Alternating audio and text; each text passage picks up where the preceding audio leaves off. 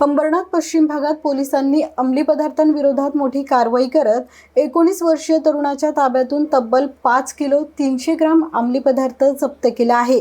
आंतरराष्ट्रीय बाजारात या अंमली पदार्थांची किंमत अंदाजे 4.25 कोटी रुपये असल्याची माहिती पोलिसांनी दिली आहे। या प्रकरणी मुख्य आरोपी हर्षल पटेल याच्यासह त्याच्या एका साथीदाराला देखील अटक करण्यात आली आहे। हर्षल पटेल हा मूळचा गुजरातचा असून अंबरनाथ पश्चिम येथील चिंचपाडा परिसरातील मोहन नॅनो सोसायटीमध्ये सुमारे 1.5 वर्षांपूर्वी राहण्यास आला होता।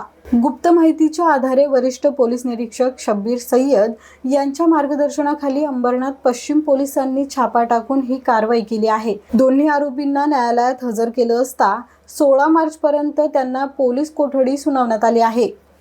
अंबरनाथ पोलीस स्टेशनचे तपास टीमचे कर्मचारी श्री चव्हाण यांना मिळालेल्या गुप्त बातमीच्या आधारे संबंधित कारवाई जी आहे ती करण्यात आलेली आहे। त्यामध्ये PSI काळदाते आणि त्यांची टीम यांना ही खबर लागली होती की संबंधित ठिकाणी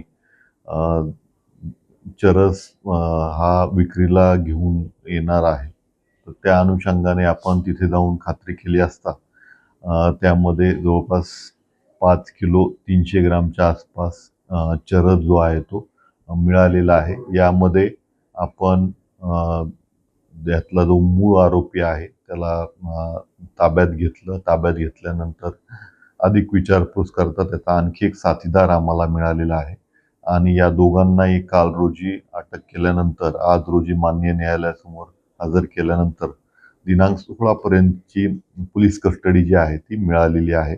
यामध्ये माननीय वरिष्ठांच्या मार्गदर्शनाखाली सदरची कारवाई जी आहे ती करण्यात आलेली आहे। यामध्ये वपोनी श्री सय्यद आणि त्यांचा तपास पथकातले अधिकारी कर्मचाऱ्यांनी ही एक चांगली कामगिरी त्यांनी केलेली आहे।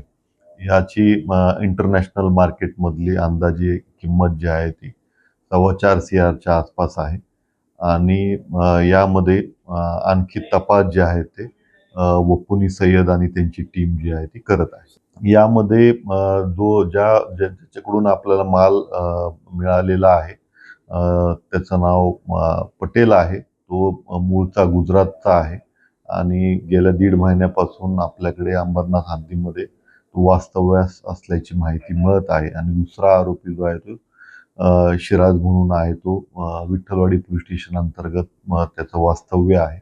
अशा दोघांना आपण अटक केलेली आहे। आता पुढचं जे तपासाची जी कारवाई आहे ती सुरू आहे।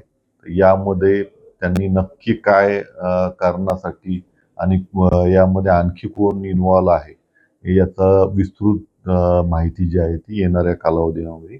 या अगोदर या दोन्ही आरोपींवरती कुठलाही गुन्हा दाखल नाही आणि त्यांचं पूर्ण रेकॉर्ड चेक केला असता हा पहिलाच गुन्हा त्यांच्या नावावरती दाखल झालेला आहे।